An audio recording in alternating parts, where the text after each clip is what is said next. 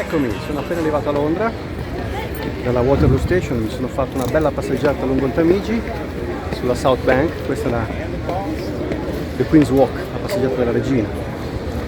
Laggiù riconosciamo il Big Ben e the House of Parliament, ma soprattutto dall'altra parte, sotto il leone, troviamo la famosa porticina dove entra 007 durante La morte può attendere.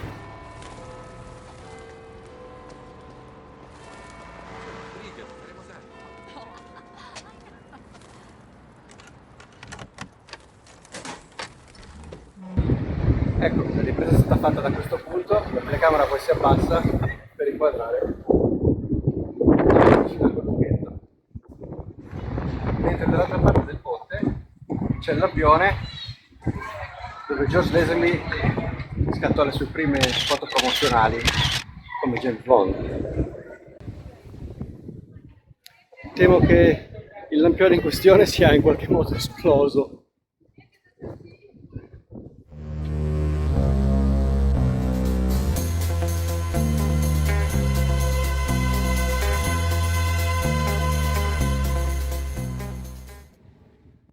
E su questo ponte, il Westminster Bridge, in notturna viene girata la scena finale del film Spectre.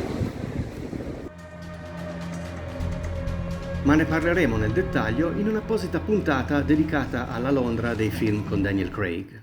Quindi, in pochi metri troviamo la porta col lucchetto sotto al South Bank Lion, che porta alla stazione abbandonata della metro, dove Bond incontra M in La morte può attendere.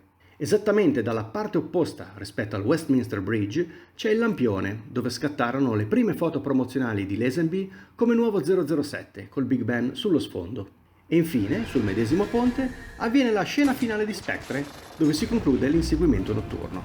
Stessa ambientazione, ma diurna, dell'inseguimento in motoscafo all'inizio di Il mondo non basta.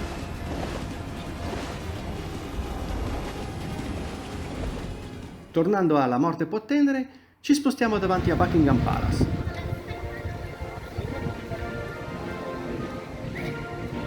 Stanno suonando, forse arriva il re, ma potrebbe arrivare col paracadute?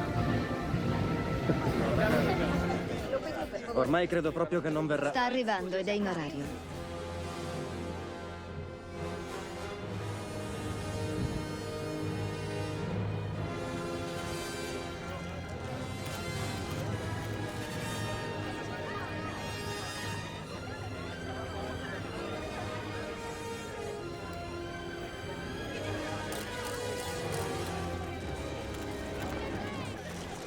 Una bella giornata per diventare cavaliere.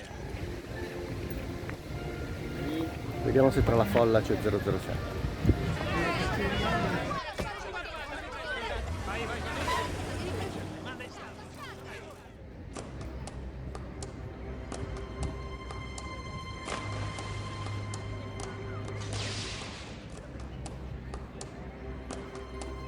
Anche questa è una Bond location, sebbene sia una destinazione turistica molto battuta.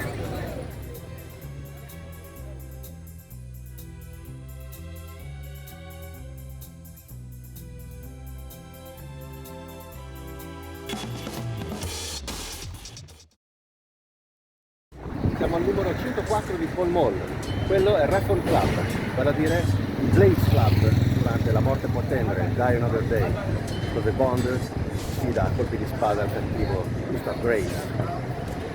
In realtà non è stato girato nulla all'esterno, sono state girate le scene all'interno, ma non possiamo entrare. E con questo concludiamo le location da La morte può attendere.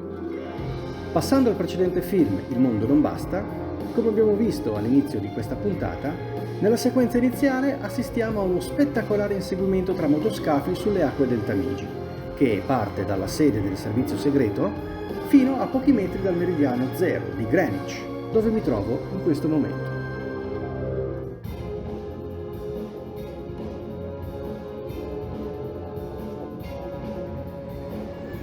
Il Millennium Dome adesso si chiama O2 Arena.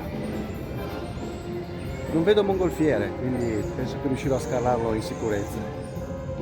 Questa enorme cupola bianca è stata costruita tra il 1997 e il 1999. in prossimità della linea del meridiano di Greenwich, al fine di celebrare il terzo millennio. Precedentemente noto appunto come Millennium Dome, dal 2005 è diventato la O2 Arena e al suo interno ospita un'area polifunzionale dove si tengono eventi musicali e sportivi con intorno vari locali e un centro commerciale. Tra poco si sale.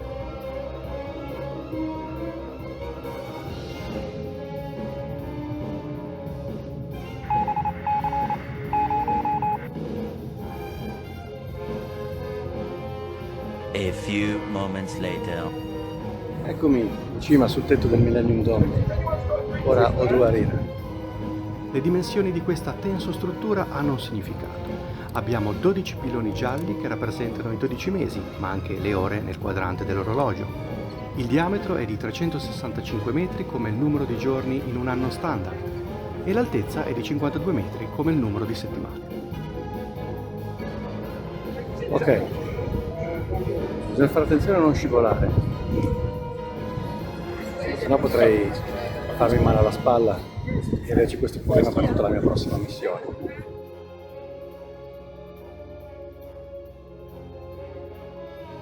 La scena all'inizio de Il mondo non basta è girata in questo lato, da dove si scende durante la traversata.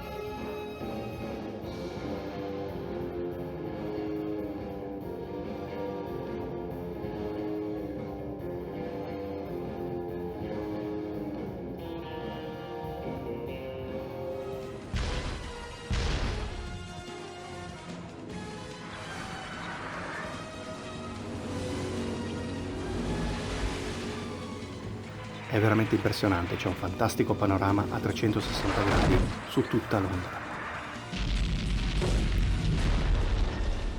Mollate cavi! Allontanatevi!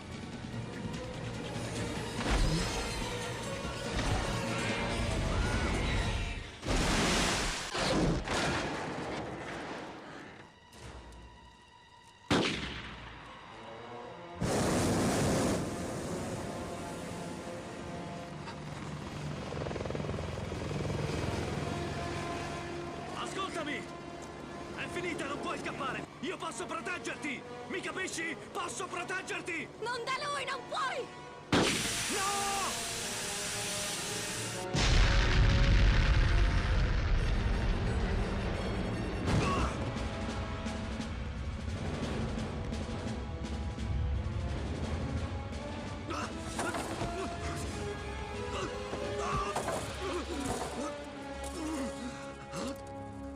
Il nostro eroe se l'è cavata anche a questo giro. E anche per questa volta è tutto. A presto, con nuove location bondiane.